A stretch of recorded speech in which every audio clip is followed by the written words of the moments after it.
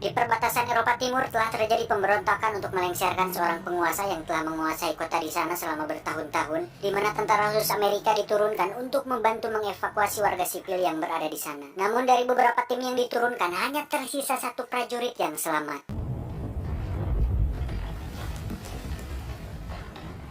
Dan yang menarik perhatian di sini adalah kacamata yang dipakainya. Kacamata tersebut bernama hyperspektral yang berasal dari kata spektrum, di mana kacamata ini mampu melihat cahaya dengan spektrum lebih jelas, dan itu digunakan agar pasukan militer bisa melihat seperti night vision atau kegelapan, namun dengan kemampuan menangkap yang lebih tinggi. Saat bal bantuan sedang dalam perjalanan, si prajurit pun memutuskan untuk mengamankan area di sana, dan dia menemukan beberapa mayat warga sipil yang tewas dengan kondisi mata putih, tubuh kaku, tapi tidak terdapat bekas luka sedikit pun.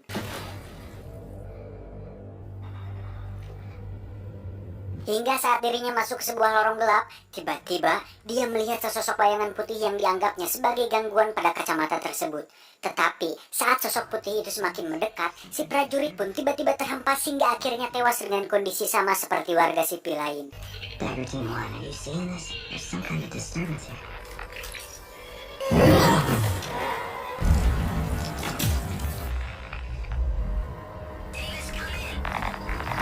Lantas, apakah itu juri atau belek? Inilah Spectral.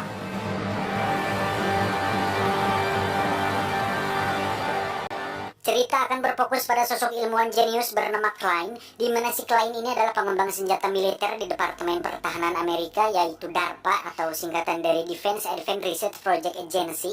Dan bagi kalian yang belum tahu, jadi kalau di Amerika mereka itu punya semacam departemen khusus yang membuat dan mengembangkan teknologi-teknologi baru, di mana alat-alat canggih tersebut nantinya akan digunakan dan diaplikasikan oleh para militer di sana. Keren kan? Di kita ada nggak sih? Ada habis ya budgetnya. Dan ternyata yang menciptakan kacamata hyperspektral itu adalah Klein sendiri. Tidak hanya itu, Klein juga menciptakan berbagai alat yang digunakan oleh militer, diantaranya baju Templar, drone, pelacak otomatis, dan lain-lain. Adegan ini Klein sedang mendemonstrasikan penemuan terbarunya berupa senjata semacam sinar plasma yang bisa menembus berbagai material dengan cara memanaskan suhu sehingga senjata tersebut tidak menimbulkan kebisingan saat digunakan.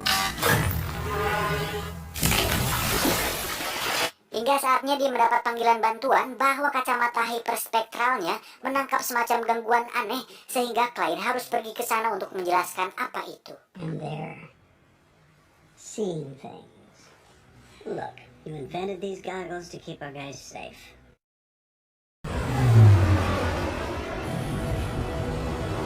Sampai di sana, Klein pun langsung disambut oleh hiruk-pikuk para tentara militer dan diajak ke sebuah ruangan untuk dijelaskan tentang masalah yang sedang mereka hadapi.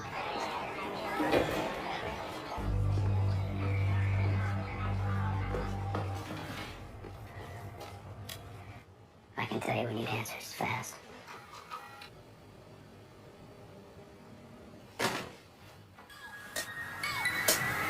Get it when I get back.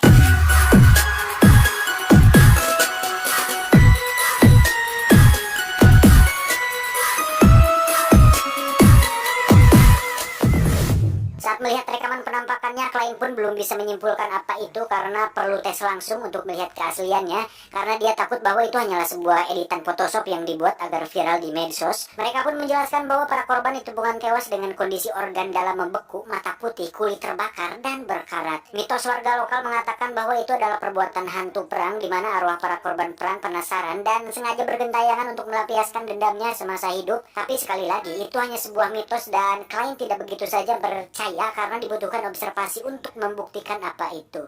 Cerdas. Para ahli di sana pun membuat hipotesis bahwa itu adalah perbuatan musuh yang menggunakan semacam pakaian dengan teknologi kamuflase, dan penyebab kematian para korban bisa jadi disebabkan oleh sebuah senjata kejut semacam listrik dan beberapa alat canggih lain. Dan sekali lagi, Klein tidak ingin menyimpulkan sebelum dia mengetahuinya secara langsung. Dan jika mereka ingin bantuan dari Klein untuk mengetahui apa itu, mereka harus mengizinkannya untuk ikut ke lapangan untuk mengujinya. I brought this from Doctor. Hyperspectral camera. Can you mount this thing on a Delta vehicle? I don't see why not. Dengan tangannya sendiri, Klein pun mencopot senjata di mobil milik para tentara dan memasang kamera hyperspektral yang dibawanya. Di mana hyperspektral kali ini memiliki daya tangkap lebih tinggi dan lebih canggih dari kacamata yang pernah dibuatnya. Hal itu tentu mendapat sedikit pertentangan dari beberapa pasukan di sana, di mana Klein diintimidasi oleh beberapa tentara sebelum seorang sersan muncul dan mengatakan bahwa mobil tentara tersebut ternyata adalah hasil ciptaan dari Klein sendiri. Seketika mereka semua terdiam. Tak lama muncullah seorang pemimpin bernama Mayor Sission, di mana beliau nampak tak terlalu menyukai keberadaan Klein di sana karena dianggap mengganggu misi mereka di lapangan. Make sure your equipment is top notch this time.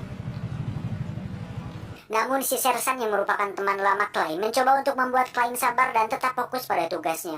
Dan Klein pun sebenarnya cukup santuy menghadapi itu semua.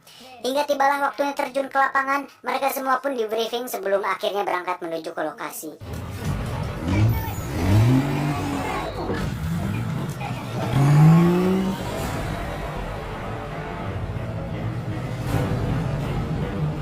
Sesampainya di perbatasan, kita bisa melihat bahwa kota tersebut nampak seperti kota mati yang sangat mengerikan.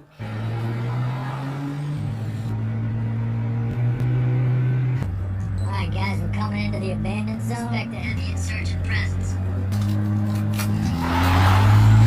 Saat mereka sudah masuk ke sebuah gedung, tim pun langsung menyebar dan tetap siaga akan bahaya.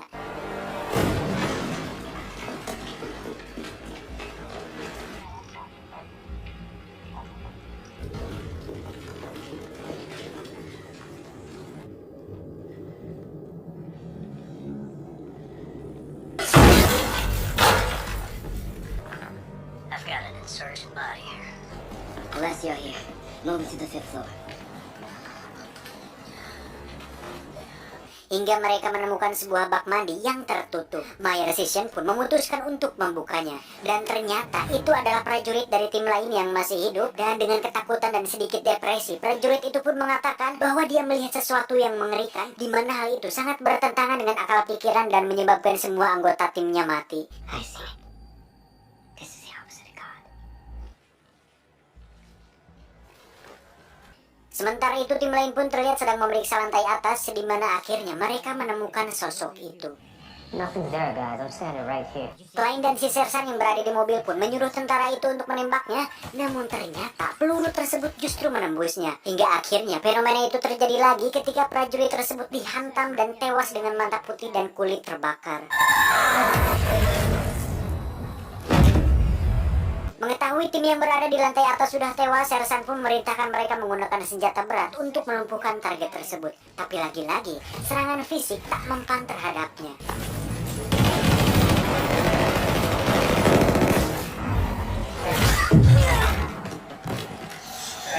Melihat bahwa hal itu sudah di luar kendali, Klein pun meminta sersan dan si wanita CIA ini untuk menyuruh mereka kembali, tetapi mereka tidak ingin pulang dengan tangan kosong. Dan saat sudah banyak korban berjatuhan, barulah mereka sadar bahwa pasukan harus segera kembali ke mobil.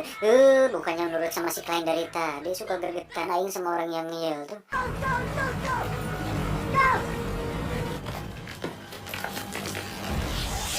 Saat target mengikuti mereka keluar, Klein dengan cepat menggunakan kamera hyperspektralnya untuk merekam kejadian itu. Dan betapa kagetnya dia saat melihat bahwa target tersebut nampak seperti seorang manusia yang melihat tepat ke arahnya. Mengetahui Klein sedang dalam bahaya, si sersan pun keluar dan justru harus menjadi orang yang pertama mati karena mendapatkan honor yang lebih rendah dari Klein sang pemeran utama.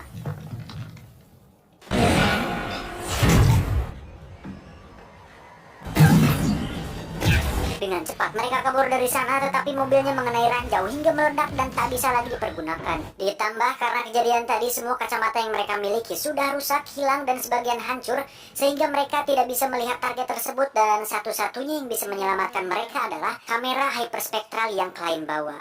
Saat sudah di posisi cukup tinggi, mereka pun melihat fakta yang mengejutkan, di mana target tersebut ternyata tidak hanya satu, melainkan rombongan. Namun yang menarik, mereka justru menemukan kelemahan para makhluk atau target tersebut, di mana mereka tidak bisa melewati gedung dikarenakan ada bubuk logam murni yang tersebar mengelilingi gedung tersebut. Tiba-tiba, terdengar sesuatu dari dalam gedung yang entah apa itu. Mereka pun mencoba menghampiri sumber suara tersebut yang berada di dalam ruangan.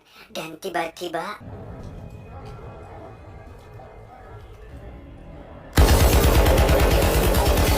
Ternyata mereka hanya anak-anak, di mana anak-anak ini ditinggal oleh kedua orang tuanya yang sudah meninggal. Salah satu anak pun memberitahu bahwa yang menyebar bubuk logam tersebut adalah ayah mereka dan beliau tewas saat melakukan itu. Saat ditanya lebih rinci, si anak pun tidak tahu menahu tentang target gaib tersebut, tetapi dia menunjukkan sebuah kertas yang dimiliki ayahnya, di mana di situ terdapat gambar peta sebuah lokasi yang merupakan awal muawal target gaib itu muncul. Ketika Mayor Season dan timnya sedang berembuk untuk pergi atau bertahan, Klein pun mengungkapkan sebuah ide di mana mereka memiliki peluang untuk bisa lolos. Caranya dengan memasukkan bubuk logam murni yang ada ke dalam bom yang mereka miliki. Mungkin target gaib tersebut tidak akan mati dengan itu, tetapi setidaknya bisa menghambat mereka untuk lari dari sana. Selagi para tim sedang membuat bomnya, Klein sendiri mengubah kamera hyperspektralnya menjadi semacam lampu sorot sehingga mereka semua bisa melihat para gaib tersebut secara langsung. Saatnya uji coba, ternyata para gaib tersebut sudah berada tepat di gedung sebelah dan sedang berusaha untuk loncat menuju ke gedung mereka.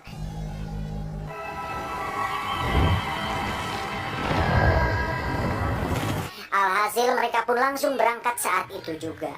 Terjadi kejar-kejaran di antara mereka yang membuahkan hasil bahwa bom tersebut ternyata berhasil menghambat para gaib tersebut. Namun karena mereka kalah banyak, salah satu dari mereka pun harus tewas dan pada akhirnya Klein dan kawan-kawan harus terjebak dalam sebuah bus yang ada di sana.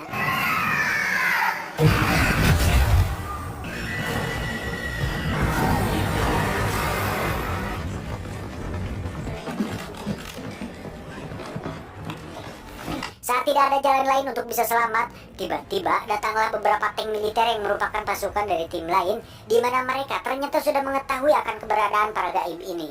Dan hal itu dibuktikan saat salah satu tank menyoroti para gaib seperti kamera hyperspektral milik Klein. Namun itu tidak cukup menolong karena mereka pun harus tewas dibantai oleh para gaib tersebut.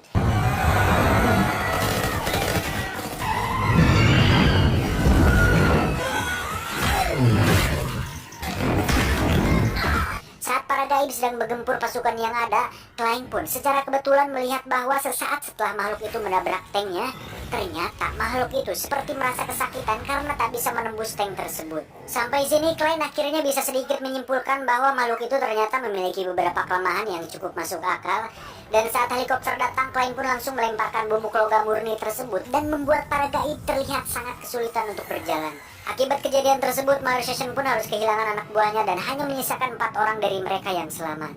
Saat turun di sebuah lokasi penampungan, mereka pun melihat banyak warga sipil yang mengungsi di sana dan faktanya hanya merekalah yang tersisa. What the hell happened to base? Base got overrun. Has 20 feet of concrete and steel. Tak lama, datanglah beberapa orang dengan pesawat militer dan ternyata itu adalah sang jenderal dari markas pusat. Beliau yang masih terlihat syok mengungkapkan bahwa markas pusat diserang dan itulah sebabnya mereka tidak mengirim bala bantuan untuk menjemput Mayor Season dan kawan-kawan karena 75% dari pasukan yang ada sudah tewas oleh para target gaib tersebut. Beruntung beberapa peralatan dan senjata masih bisa dibawa dan sedang diturunkan di luar. Ketika mereka semua sedang berdebat untuk mencari jalan keluar, Klein yang selalu mengedepankan berpikir cerdas pun tiba-tiba mengatakan bahwa dia mengetahui makhluk apa itu. I know what they are. Klein pun menjelaskan bahwa hasil dari pengamatannya dia menemukan beberapa fakta menarik tentang makhluk tersebut. Di antaranya, pertama, kita melihat mereka bisa membunuh dan menembus tubuh manusia. Kedua, mereka tak dapat dilihat dengan mata telanjang. Dan tiga, mereka lemah terhadap logam murni dan tidak bisa menembus pelindung tank yang terdapat material keramik di dalamnya. Sehingga bisa diambil kesimpulan bahwa makhluk tersebut bukan hantu atau makhluk gaib, melainkan hanya sebuah energi yang diciptakan oleh manusia. Dengan kata lain, mereka merupakan sesuatu yang tidak alami atau buatan manusia. Karena sejauh yang Klein tahu bahwa pocong, tuyul, kunti, sendul bolong, babi ngepet, jurus jarian, dan lain-lain memiliki ability untuk bisa menembus semua benda karena sudah jelas mereka adalah makhluk dari dimensi lain. Dan dengan fakta bahwa para makhluk tadi tidak bisa menembus beberapa material, sudah pasti mereka pun terbuat dari sifat benda seperti padat, cair, atau gas, dan bisa diambil kesimpulan bahwa mereka pun akan taat kepada hukum alam dan fisika, sehingga besar kemungkinan mereka pun dapat dihancurkan. Dan Klein mengetahui cara membuat senjata untuk menghancurkan mereka. Dengan peralatan yang dibawa jenderal dari markas utama, Mayor Season beserta anak buah pun membantu Klein untuk mengumpulkan beberapa alat elektronik, optik, dan alat canggih lain untuk dimodifikasi menjadi sebuah senjata sinar plasma yang kita lihat tadi di awal. Di mana senjata plasma yang berupa energi terfokus tersebut dapat menghancurkan makhluk tersebut dengan sangat efektif. Tak hanya itu, sebuah robot anjing pun dimodifikasi oleh Klein untuk menjadi lampu sorot bagi mereka semua.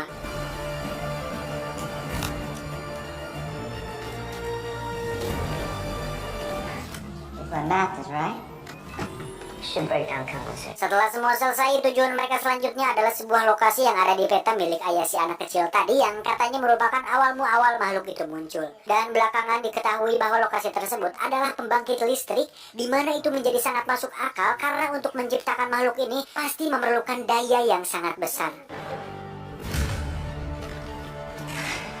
Hingga saatnya tiba, mereka pun berangkat ke sana untuk memusnahkan makhluk tersebut sebelum semuanya menjadi terlalu jauh.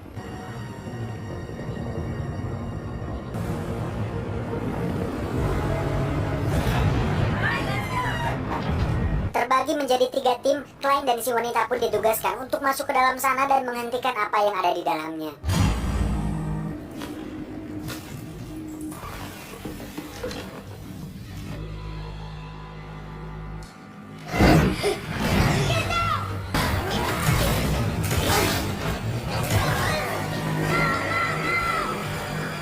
Sementara itu, Marcian dan anak buah pun akan melindungi mereka dan menahan makhluk itu sebisanya. Dan saat makhluk itu muncul, mereka pun menembakkan senjata itu untuk pertama kalinya. Dan ternyata itu berhasil.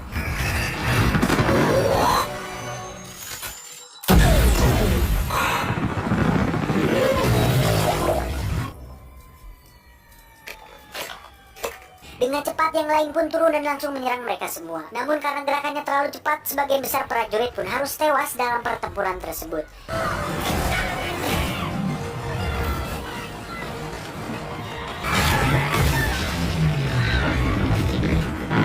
Di sisi lain, Klein dan si wanita pun akhirnya berhasil masuk ke dalam sana dan menemukan beberapa kotak yang berisi makhluk yang masih dalam tahap pencetakan. Dan bisa dipastikan bahwa ini adalah pabrik pembuatan makhluk-makhluk tersebut. Tak cukup sampai situ, Klein pun menemukan sebuah ruangan di mana di situ terdapat banyak sekali makhluk yang berada dalam kotak kurungan. Dan saat melihat beberapa kotak kaca yang pecah, di situ dia sadar bahwa ada kerusakan yang membuat makhluk-makhluk itu akhirnya keluar dan membunuh semua orang yang bekerja di pabrik tersebut. Tak ingin membuang waktu, Klein pun langsung turun untuk menonaktifkan sumber dayanya agar makhluk itu bisa lenyap selamanya. Sementara itu, Mayoro dan anak buah pun terlihat kaget saat tiba-tiba muncul beberapa makhluk yang bergabung menjadi satu dan membuat ukurannya menjadi sangat besar. Tak ingin terpesona dengan hal itu, mereka pun langsung menembakinya.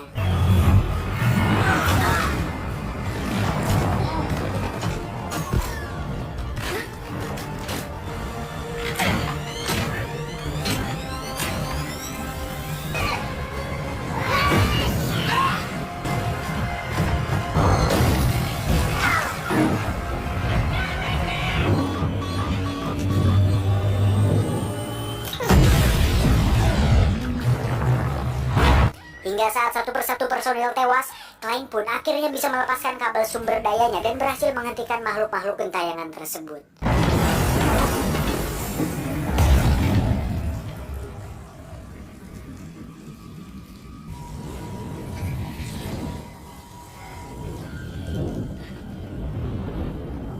It's over.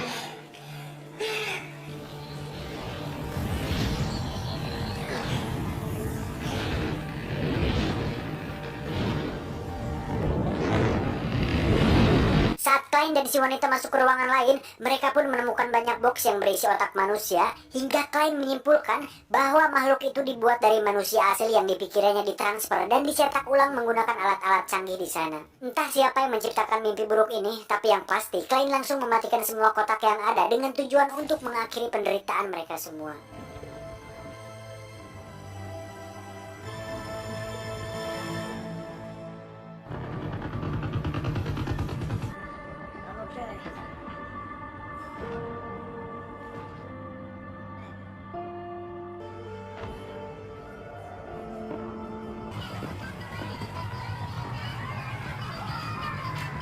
Setelah apa yang sudah terjadi, Mayor Session pun akhirnya kembali turun ke lapangan dengan keyakinan barunya bahwa jika suatu saat dia melihat penampakan hantu atau sekelebat putih, dia tidak akan percaya lagi dengan itu karena dia sudah menyaksikan sendiri bahwa semua hantu sudah musnah oleh Klein.